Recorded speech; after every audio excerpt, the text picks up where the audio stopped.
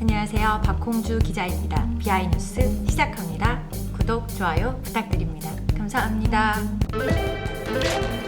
첫 번째 소식입니다. 파국 치닫는 트래비 거래소, 예치금 환급 요원. 지난달 파산 선언을 한 국내 거래소죠. 트래빗이 파국으로 치닫고 있습니다. 거래소 이용자들이 기획 파산을 주장하면서 고소장을 접수했지만 예치금 환급에 대한 보장을 받지 못했는데요. 트래빗 거래소를 둘러싼 논란은 여전히 안개 속에 있는 상황입니다. 이달 초에 이용자들은 법무법인을 통해서 트래빗 거래소를 상대로 소송을 제기한 상황입니다. 하지만 원만한 합의점을 찾지 못해서 답보 상태인 것으로 전해지고 있습니다. 일부 예치금이라도 건지려는 이용자들의 바람은 요원한 상황입니다.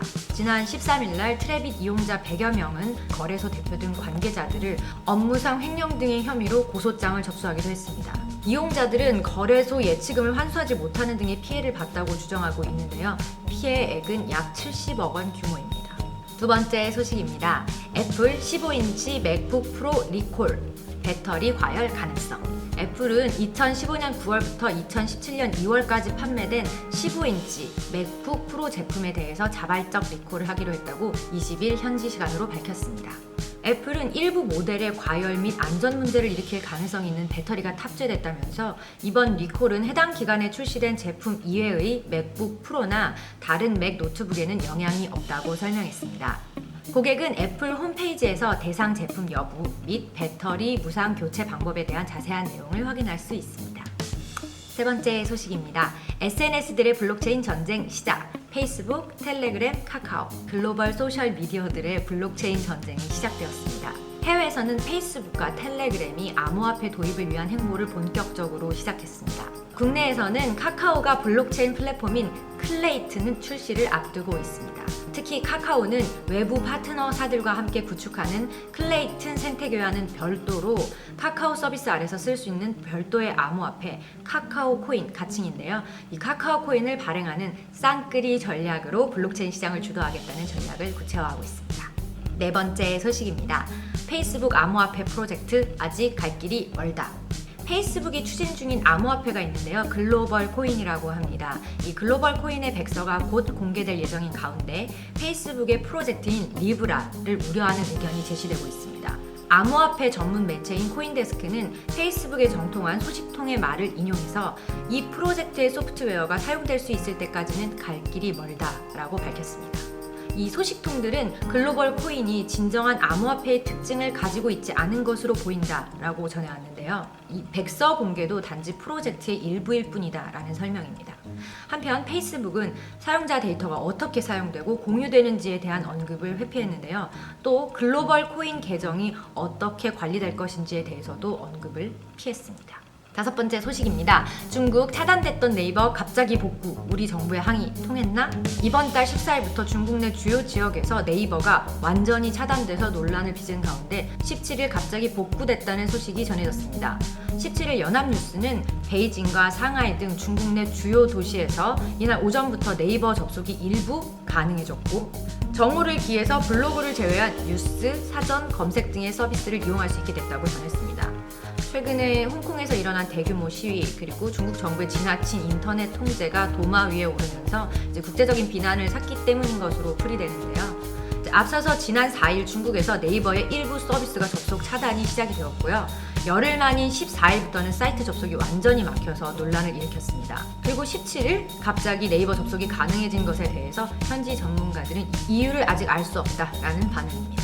여섯 번째 소식입니다. 미국 압박에 난감한 LG U+. 화웨이 5 장비 뺄 수는 있나? 미국 국무부가 한국이 5G의 화웨이 장비를 계속 쓸 경우에 민감한 정보를 공유하지 않겠다라는 뜻을 국내 언론에 흘리는가 하면 지난 14일 날 로버트 랩슨 주한 미국 대사관 부대사가 국회를 방문해서 한미 군사 안보에 해가 될 수 있다는 우려를 표했습니다. LG U+는 국내 이동통신 3사 중에 유일하게 화웨이의 5G 장비를 사용하고 있는데요. 이 현행법상 통신기업의 특정 회사 장비 구매에 정부라든지 국회가 관여할 수 있는 근거는 없습니다. 그렇다고는 해도 규제 업종인 만큼 정부의 눈치나 여론 추이를 보지 않을 수가 없겠는데요. 기존에 LG U+가 설치한 화웨이의 4G, 5G 장비를 모두 빼낸다면 전국 24만 개의 LTE 기지국 중 96,000개 3월 기준입니다. 이만큼을 아마 회수를 해야 될 것으로 보이는데요. 더군다나 화웨이 장비는 주로 서울과 수도권을 커버하고 있다고 합니다. 통신업계 관계자의 말에 따르면 이 LG U+로 하여금 화웨이 장비를 모두 철수해라 라고 하는 것은 이동통신 사업을 하지 말라라는 것과 다름없는 뜻이라고 전해왔습니다. 7번째 소식입니다. 구글과 페이스북의 7월부터 부가세 부과, 소비자 요금 10% 인상될 듯. 내달부터 구글과 페이스북, 유튜브 등 해외 IT 대기업에 부가가치세가 부과될 전망인데요. 이로 인해서 소비자 요금과 광고비 등이 10% 인상될 것으로 보입니다. 19일 국회와 정보통신기술 ICT 업계에 따르면 구글은 최근 클라우드 등 유료 계정 보유자들에게 이메일을 보내서 대한민국 법규에 따라 7월 1일부터 사업자 등록번호를 제공하지 않은 계정에 10%의 부가가치세가 부과된다고 통지했습니다. 8번째 소식입니다. 삼성 SDS 기업용 블록체인 플랫폼 사업 확대. 삼성 SDS가 클라우드를 기반으로 한 기업용 블록체인 플랫폼 사업을 확대합니다. 삼성 SDS는 블록체인 미디어 데이를 열어 이같이 밝히며 우선 헬스케어와 금융업종 간 융복합 사례로 의료기관, 보험사, 디지털 헬스케어 전문기업과의 컨소시엄에서 구축한 블록체인 기반 보험금 자동 청구 시범 서비스를 오는 8월 말 선보일 예정이라고 합니다. 또 국가별 블록체인 네트워크 간 연결 사례로는 중국의 티엔진 공항과 인천 공항의 항공 화물 무역 정보를 교환하는 사업을 소개했습니다. 9번째 소식입니다. 애플 대중국 관세, 미국 경제에 대한 애플 기여 감소시킬 것. 애플이 미국 행정부에 중국산 제품에 대한 관세 부과가 애플의 미국 경제에 대한 기여를 훼손할 것이라는 내용의 서한을 보냈다고 미국 경제 매체인 CNBC가 20일 현지 시간 보도했습니다. 애플은 아이폰과 맥, 아이패드 같은 모든 대표 제품들이 중국에서 생산되기 때문에 관세의 영향을 받는다는 것인데요. 또 애플과 경쟁하는 중국 기업들은 관세의 영향을 받지 않기 때문에 애플의 글로벌 경쟁력을 압박할 것이라고 덧붙였습니다. 서한은 애플이 미국 정부에 관세를 부과하지 말라고 촉구하면서 마무리됐습니다.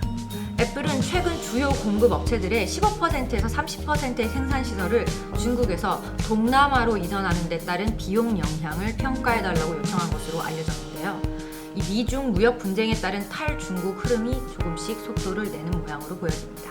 마지막 10번째 소식입니다. 빗썸 자금 세탁 방지 센터 신설, 고객 확인 이상 거래 감지 강화. 빗썸이 국내 암호화폐 거래소 최초로 자금 세탁 방지 센터를 만듭니다. 이 업계 선도 기업으로서 투명한 거래 환경 조성에 앞장서고 국내외 관련 규제에 선제적으로 대응할 방침입니다. 빗썸은 자금 세탁 방지 센터를 설립해서 7월부터 본격적으로 업무에 돌입한다고 밝혔습니다. 이미 내부적으로는 자금 세탁 방지 체계와 담당 인력을 갖추고는 있지만 독립성을 갖춘 별개의 조직을 만들어서 역량과 책임을 대폭 강화할 계획입니다. 자금 세탁 방지 센터는 각 부문별 워킹그룹 인력을 포함하여 30여 명으로 확대 구성합니다. 네, 지금까지 BI 뉴스 주간 뉴스였습니다. 감사합니다. 다음 주에 뵙겠습니다.